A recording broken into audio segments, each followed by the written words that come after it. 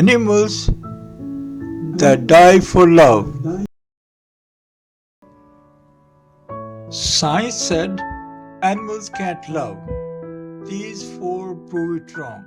Because there are animals on this planet that will stop eating, stop sleeping, stop fighting for their own survival, and choose to die, rather than abandon what matters to them. This is documented, peer-reviewed biological reality. These are the animals that die for love. And the question they force us to answer: are instinct and love really as different as we think?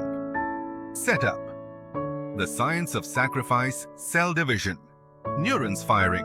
To understand what makes this so extraordinary, we need to understand what's at stake biologically.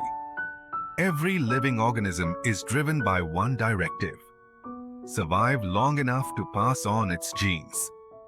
That is the foundational rule of all life on Earth, the prime algorithm of evolution, which makes what these animals do almost incomprehensible, because they violate it completely. They sacrifice not just comfort, not just safety. They sacrifice the most fundamental biological imperative of all: continued existence. And they do it for another. Animal 1. The octopus. B-roll. Octopus guarding eggs in cave, fanning water with arms. Let's begin with one of the most intelligent creatures in the ocean, the common octopus. The female lays between 150,000 and 400,000 eggs in a single clutch. And from the moment she deposits them, something remarkable happens. She stops eating entirely. She will spend the next 40 to 60 days guarding those eggs with a ferocity that borders on the supernatural, fanning them constantly to oxygenate the water, cleaning them, removing dead ones, watching for predators 24 hours a day, for weeks, without food. That's like a human refusing all nutrition for 2 months, not out of illness, but because protecting something they love is simply more important than their own body's survival. By the time the eggs hatch, the mother is close to death. Her body has consumed itself. And in most cases, she dies within days of watching her offspring swim free. She will never know them. She will not see them grow. She will receive nothing in return. But here's where the evidence becomes difficult to explain as mere instinct. Octopuses are problem solvers. They plan. They learn. They adapt. A creature capable of that chose this. Animal 2. The Antechinus Australian forest. Night vision shots. But the octopus, extraordinary as she is not the most extreme case. That title may belong to a small marsupial mouse from Australia called the Antechinus. And its story is unlike anything else in the animal kingdom. The male Antechinus lives for approximately 11 months. And in the final 2 weeks of his life, he does something that defies every survival instinct evolution should have built into him.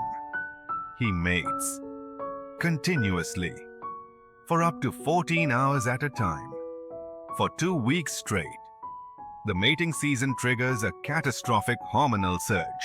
Cortisol floods his system in quantities that destroy his immune system, cause his fur to fall out, his body to hemorrhage internally. He becomes, in the most literal biological sense, consumed by the drive to protect the next generation. He doesn't sleep. He doesn't eat.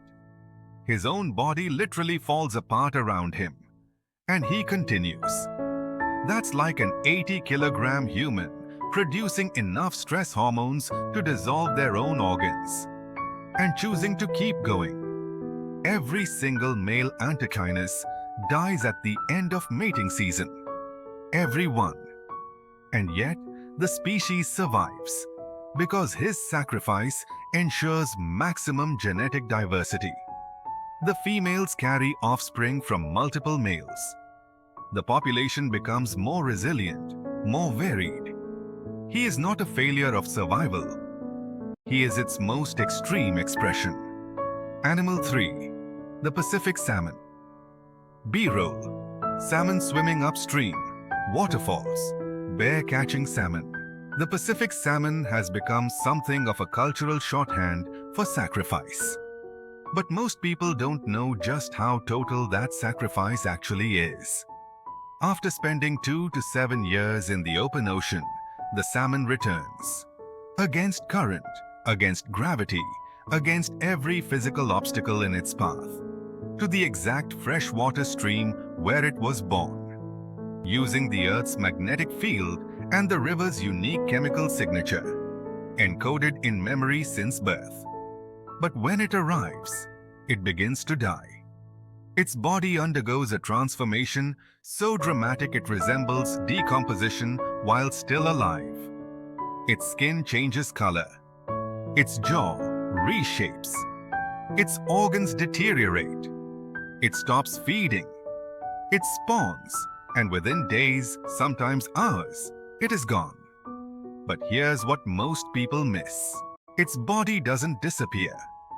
It sinks to the riverbed and becomes the foundation of an entire ecosystem. The insects, bears, eagles, all depend on the carcass. The trees on the riverbank contain marine-derived nitrogen in their growth rings, carried there by animals that ate the salmon. The salmon doesn't just die for its offspring. It dies to build the world its offspring will live in. That is not instinct in the small sense. That is, by any reasonable definition, legacy. Animal 4. The albatross. Albatross.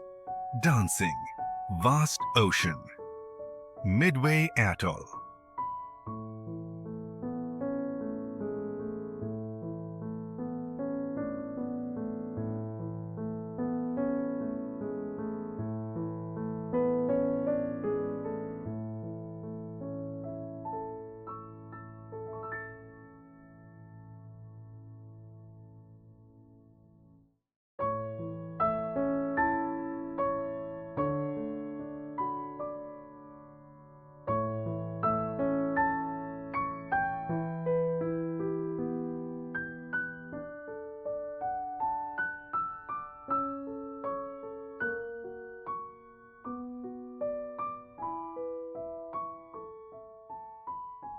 And then there is the Laysan albatross, perhaps the most quietly devastating example of all.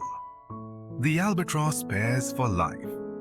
And for life means something extraordinary here, because these birds can live for 70 years. They spend their first decade at sea before finding a mate.